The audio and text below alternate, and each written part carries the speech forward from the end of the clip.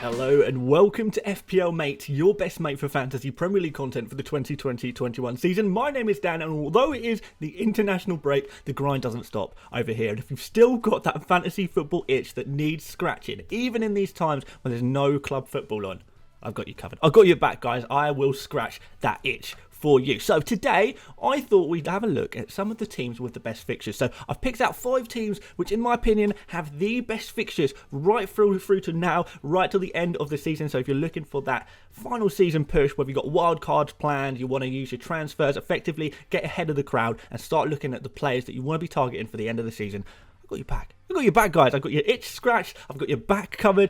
Let's go, guys. Let's go. So 5 teams. We're going to start with just no particular order. We're going to do it in alphabetical order. So this isn't in order of the best fixtures or anything like that, but hopefully you do enjoy this video, guys. Leave a like if you do, and of course subscribe if you're new around here too. So let's get started. So I'm going to start you off with Arsenal, my team, my personal team. We've got a pretty nice run of fixtures right until the end of the season, and we're doing okay. This has been one of the better sides Arsenal have had since the beginning of the season, mostly due to the addition of Odegaard and a change in form. Aubameyang's back in form. Lacazette's doing well. Let's have a look at them. So the fixtures: Liverpool next, but after that it does look really nice. So Sheffield United, which are the team we kind of really want to be targeting a lot at the moment. We think that they're going to be, pretty rubbish right till the end of the season. They're pretty much relegated already. They've got no amazing manager like they had before. They've got a championship level squad. They're really a team we want to be targeting. After that, Fulham, Everton, Newcastle, which is nice. West Brom, Chelsea, Crystal Palace, again another nice fixture there, and finishing off with Brighton. So overall, there's quite a lot of really nice fixtures here. And aside from Liverpool and Chelsea, there's not really any teams here that are going to cause Arsenal too much problem. So Arsenal look good on both the attacking front and the defensive front. They've actually been scoring a few more goals recently, but defensively, they've still been keeping up with the pack. They're not the best of defensive team, but they've been doing pretty well there as well. So we can look at both sides here. So look at the Europa League. Now, this is the one thing that you do need to consider when you're looking at Arsenal. Europa League is the priority competition for Arsenal, so that is going to mean there's going to be a bit of rotation. So we do have to be careful with who we select, and when we choose who we select, we kind of also got to be aware of where are these Europa League fixtures going to fall. Is there going to be a bit of rotation there? Which kind of players are going to be rotated? Are players playing a lot in the Europa League, therefore maybe they drop out of the Premier League squad? There's real possibility for that. We look at Aubameyang, for example. He has been rotated a little bit in the Premier League, which is a little bit worrying, but we know that he is the key man, and when he's on the pitch, he's the guy that we want. He's expensive though, so do you really want to take on that risk with the expensiveness of the player and also having this situation where you might not play every game? I don't know. Lacazette may be a cheaper option, but he's scored quite well recently. But actually, if you look at how he scored, a few of these these goal scoring opportunities have come through penalties, which Aubameyang will take when he's on the pitch. Now, the couple of games that Arsenal have had penalties in happen to be the one where Aubameyang was not been on the pitch, which means Lacazette has stepped up. I don't know necessarily that we're going to be in a situation where Lacazette takes all of the penalties. I don't think that's going to be a situation. It's just when Aubameyang's not on the pitch, so bear that in mind. But Lacazette has been quite good regardless. But Aubameyang's really the one you want for the attackers, I'd say. Tierney, he's looking like the best pick in my opinion. I really like him, not just because he's a defensive asset, obviously he gets the clean sheet points, and there's got to be a lot of clean sheets along this line. Sheffield United, Fulham, Newcastle, West Brom, Crystal Palace, Brighton, all really, really good opportunities for clean sheets. So look at those for some clean sheets. And also, the thing is with Tierney, he gets up the pitch a lot. He's constantly creating opportunities. He wants to get up the pitch. He shoots as well. There's a lot to like about Kieran Tierney, and I just think he's a fantastic player as well. Now, I know you guys are going to want to talk about Odegaard. He is a fantastic player, but I don't think he's good for FPL. I really do want to put that out there. He may score the occasional goal, he may get the occasional assist, but I don't think it's going to be regular enough to justify bringing him into your fantasy team. You could say Saka's good value, but he's kind of dropped off with his productivity recently as well, and points is what we care about at the end of the day with FPL. And then we've got Emil Smith-Rowe. Insane value at 4.2, but his minutes are seriously limited at the moment. He's not playing every minute of every game. When he does play, he's playing sort of 60 minutes, 70 minutes. He's going to be an amazing bench option for the rest of the season. So if you want to focus all your money on your starting 11, maybe your first 12 or 13 players, you need a 14th or 15th player. 4.2 million for Emil Smith-Rowe is just insane. So pick him up if you're trying to use your budget effectively like that. Moving on to Chelsea, a really nice run of fixtures for them as well, particularly in the short term. So you look at West Brom, Crystal Palace, Brighton, West Ham, and then Fulham. Those 5 fixtures look phenomenal for Chelsea. Now, what we really want to be looking at for Chelsea is their defence. Chelsea have kind of replaced Man City as the best defence in the league over recent fixtures. They are just the best defence to go for. Really, really are. So the question is really, who is the most nailed on player in their defence? Because there is a bit of rotation there. There's a lot of good players in that Chelsea defence that are being slightly rotated. Now, Mendy in goal at 5.1 million. That could be the one to go for. That really could be the one to go for. But only really if you're, thinking about using a wild card. If you've got Martinez or someone like that in goal, I would probably just stick with Martinez.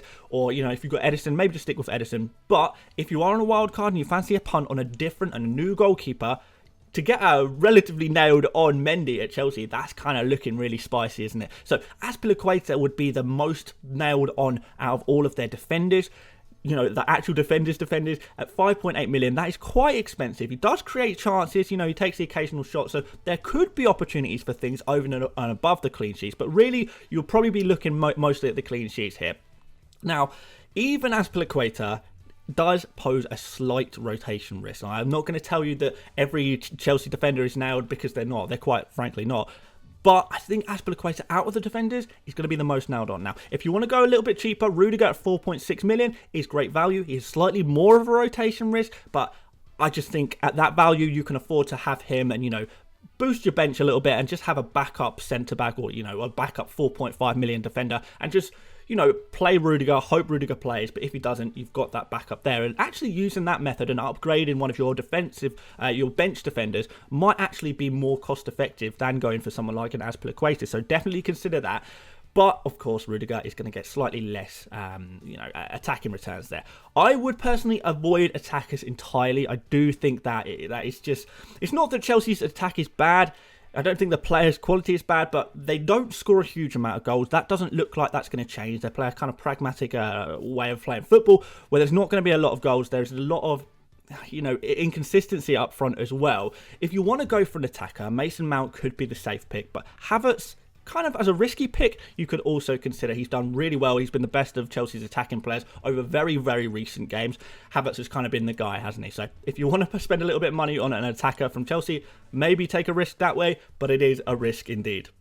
Liverpool have a really solid run of fixture, particularly towards the back end of this final run-in. So, Arsenal, Aston Villa, Leeds, Newcastle, Manchester United. You can say, okay, Leeds, Newcastle, maybe you're good fixtures from an attacking point of view. But then we look at the back end. We look at Southampton, West Brom, Burnley and Crystal Palace, particularly those last three, West Brom, Burnley and Crystal Palace. That's going to be really nice for defenders. So that last run of four, it's going to be really nice to look at, and obviously the game week 32 and 33 pair, that's going to be nice. It might be worth waiting until either after the Villa game to bring in some Liverpool players, or you could wait right until the last four games of the season. The problem is with Liverpool is, who do you trust? Do you trust the team as a whole? Do you trust any particular players? I'm not sure. Now, Salah, I would probably avoid bringing in Salah to your team. If I've got him already, then maybe I keep Salah. But if you haven't got him already, I don't know. Can he bang against anyone? Can he score a lot of points against anyone? Yes, that's never been in doubt. We've been saying it for ages.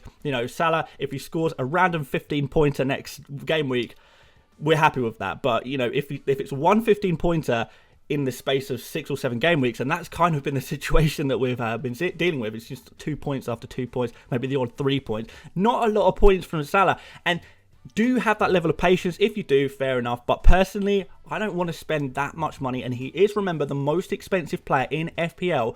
I don't want to spend that money for that amount of inconsistency. A player I'm not confident in captaining.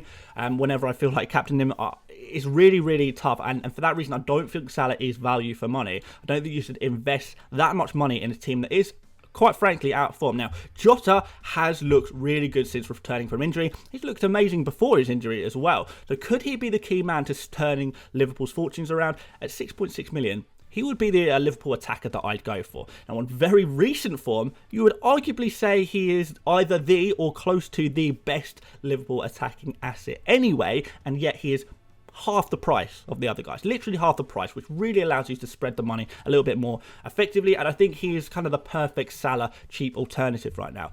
Controversially, Alexander-Arnold is a player I'm keeping my eye on as well, because he's been offering up some really great underlying stats recently. He's been the most creative player in the entire team. He's been taking on a few shots, which is always nice. He's been absolutely hoovering up those bonus points when Liverpool were keeping clean sheets as well. And it could be worth taking a punt on Alexander-Arnold. particularly for those last maybe 4 games or maybe 6 games of the season. You could, for example, go for Azpilicueta for the first half of these final fixtures, because Chelsea have good fixtures in the short term, and then switch over to Alexander-Arnold, upgrade your A for a double A, and that could be a really quite nice kind of transitional move that you could make.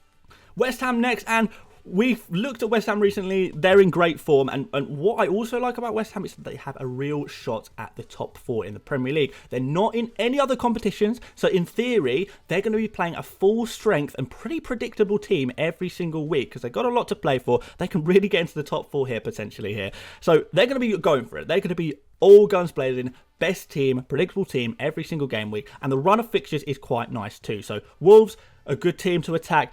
Leicester, maybe you don't really know what you're going to get with Leicester, Newcastle, and Chelsea, Burnley, Everton, Brighton, West Brom and Southampton.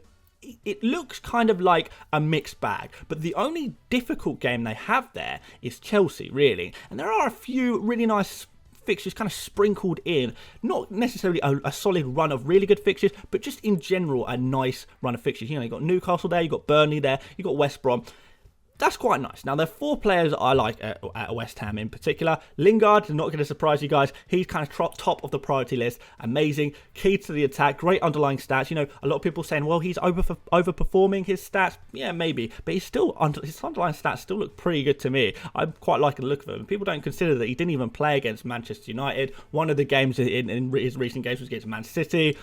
You can write off a lot of factors. I just think he's looked fantastic, so key to the attack. And, you know, maybe his underlying stats don't do him full justice, because he is justifiably overperforming them, and you can see him continuing to overperform them. Maybe not to the degree that he is at the moment, but I still think he can be relatively consistent. Now, Antonio, if you need a striker, he is nailed. He is doing well. He's got some really nice underlying stats as well there, and yeah, he's obviously a very good option if you're looking for a striker. I do like the look of him. Creswell, if you want to splash the cash on a defender, he's a good one. He's kind of their best one. He's kind of their best defender, isn't he? And he's got so many assists all through the season. However, Dawson, if you want a cheaper defender, he's going to be a potentially good rotation option, because, you know, like I said earlier, maybe not all of the fixtures look amazing. A lot of them look good, but not amazing. So if you wanted to actually instead to rotate a defender, you know, bring in a West Ham defender for some fixtures and take a West Ham defender out for other fixtures, Dawson could be the one to go for. And he does have a few goal scoring opportunities from set pieces too. And as a bonus, Diop is only 4.3 million, and he seems pretty nailed at the moment too. If you're feeling extra cheap, extra stingy, maybe you could go for Diop. That's a good value, to be fair. And finally, let's finish you off with Wolves. A really, really, really nice run of fixtures. In fact, between game week 31 and game week 35, Wolves just kind of have the best fixtures of any team. That really is a nice run. You mean, after this West Ham game, Fulham, Sheffield United, Burnley, West Brom, Brighton. Very, very nice. Tottenham, Everton, Man United at the end, but perhaps that's going to be interesting. But certainly in that group of 5 fixtures, that's looking nice. Now, the problem is, again, the same with Liverpool. Do we trust them? But the answer with Wolves for me is no. I don't personally trust them. They're just not scoring nearly enough goals, and worryingly, they're actually one of the worst defences in the league in terms of chances they are affording their oppositions. They've also got not very much to play for at all. They're kind of stuck in mid-table. They're not going to get relegated. They're not going to compete for European football. They kind of just got a bit of a nothing end to the season, unfortunately for them. So, we can look at this run of fixtures after the West Ham game, and you can maybe think, all right, maybe this Wolves team is going to keep a few clean sheets. Surely, you know, Fulham, Sheffield, Burnley, West Brom, Brighton, there's got to be a couple of clean sheets in there. And you can maybe say a player like Cody could be the one to go for, since, you know, he's nailed on. He has that little bit of attacking threat as well with his aerial goal scoring ability. And you maybe think a player like Neto, for example, could potentially go out there and thrive with all of the shots that Neto takes against a team like Sheffield United, which is, again, like I said, a team we want to be targeting a little bit. West Brom, a team we'll target as well. Burnley, a team we target with our attackers. Those are looking pretty nice, to be fair.